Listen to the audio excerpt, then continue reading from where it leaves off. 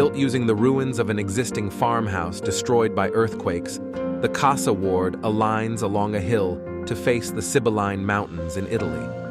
The building is staggered like an extended telescope, with alternating courtyards and openings that provide dynamic views, shifting from inside to outside and diagonally to the horizon.